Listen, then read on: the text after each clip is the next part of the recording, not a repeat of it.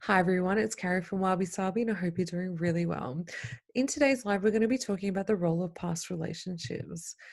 In the previous lessons of our course, you would have learnt about the chemical nature of relationships, soulmates, and how childhood family can affect your relationship. In today's live, we're going to talk about the role of past relationships on who you're attracted to. In this live, we're going to talk about the two kinds of relationships in which it impact your current and future relationships. We're then going to finish with a summary of all that we've learned in this live. So don't forget to follow along in your workbook, which is downloadable in this post, to make notes and complete the activities for this lesson. Now let's get started. There are two kinds of relationships which impact your current and future relationships: the ones that are hidden in your subconscious mind and the ones you haven't let go of. The family you grew up in and past relationships can have you feeling comfortable with the familiar even when it's painful.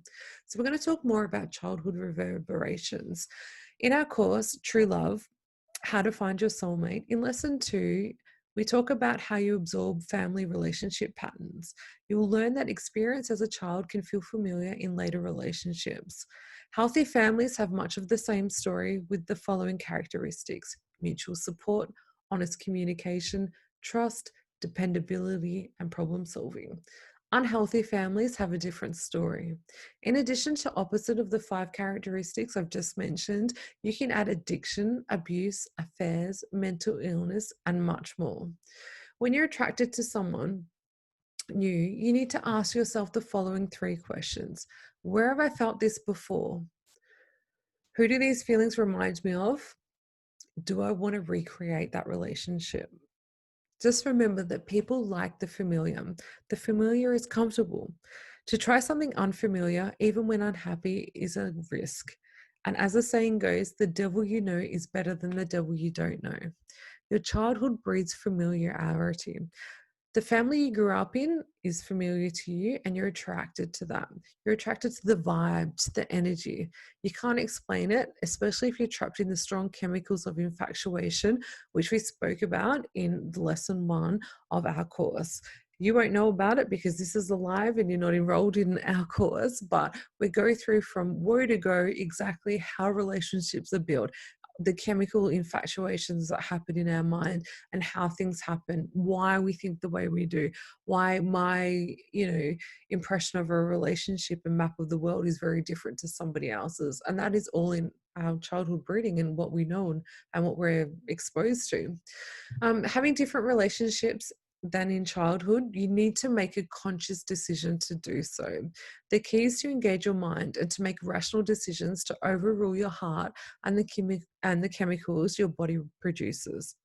If you grew up where there was addiction, abuse, abandonment, or other painful patterns, you're primed to repeat those patterns.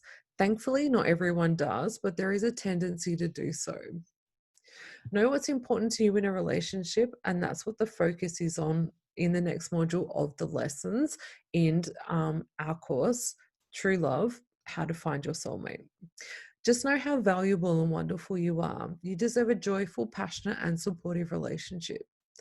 Your past romantic relationships, even those in adolescence, will give you valuable information about who you're attracted to. Let's take a few moments to reflect on romances of the past. What types of people have you been attracted to? What qualities did your first crush have? How did they treat you? Taking the time to answer these questions will help you find a healthy life partner.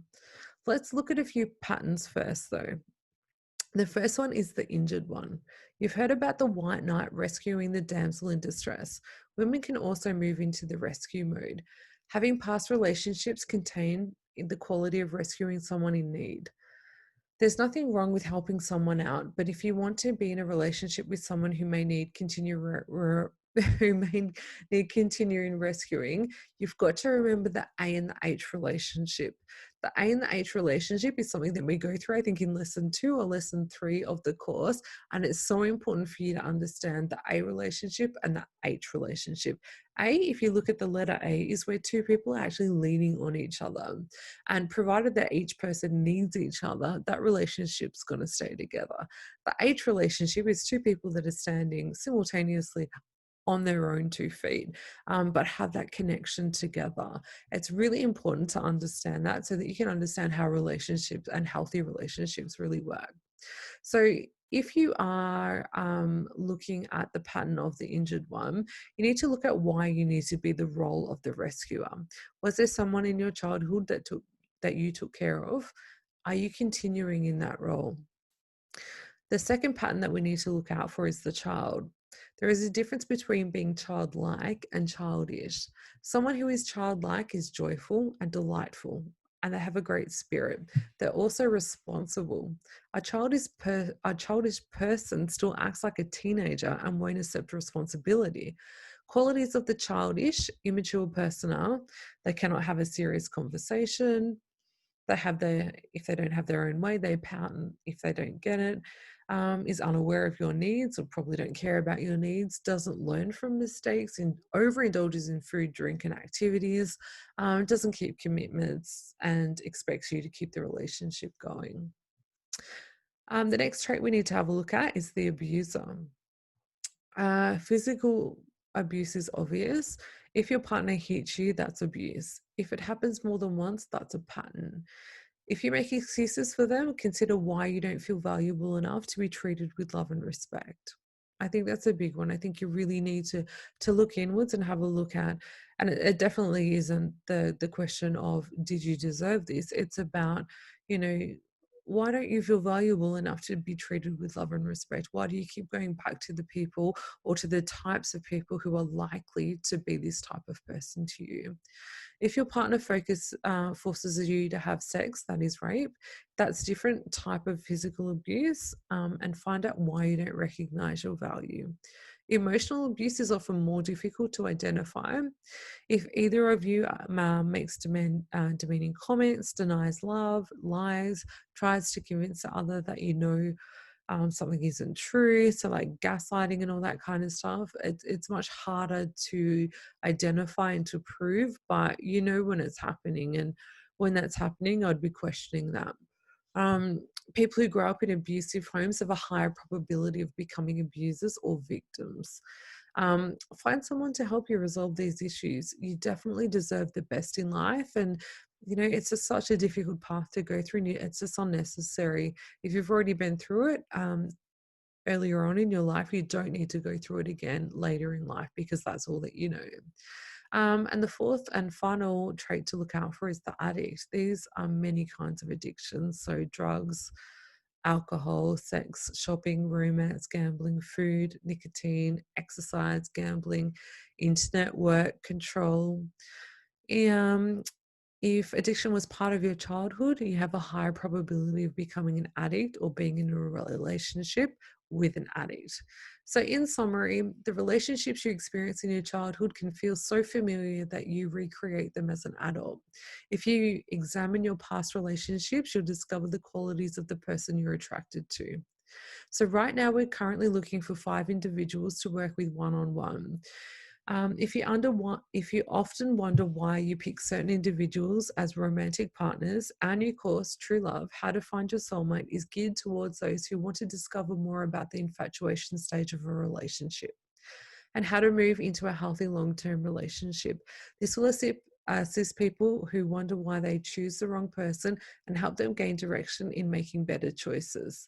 In this life-changing course, you'll learn the surprising ways the chemistry of your body contributes to infatuation, how to overcome the soulmate myth, how to eliminate negative relationship programming from your childhood, how to prepare yourself for communication, techniques to move from infatuation to love, how to accept change, how to determine what you need in a relationship, how to identify obstacles and then conquer them, strategies to keep the spark, and so much more.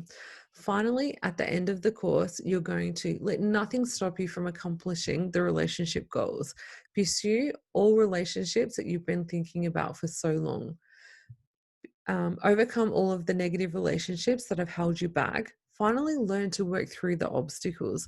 Learn what you want from a relationship. It's such a big thing. There are so many people that do not even understand what they want in a partner or in a relationship. And how can someone make you happy? One, they can't, but two, you're expecting someone or a relationship to make you happy and you don't even know what it is that you want. Stop putting it off, start making forward progress today. If this sounds like you, then you need to email me or direct message me on social media and discuss the opportunity to work with us one on one. Be quick because we only have 5 spots and we don't want you to miss out. Once we have those 5 spots, you'll miss out. So please email us if that sounds like you, direct message me, message us in this post, do whatever it takes. Get in first, take care, and we'll see you in the next one. See you guys. Bye.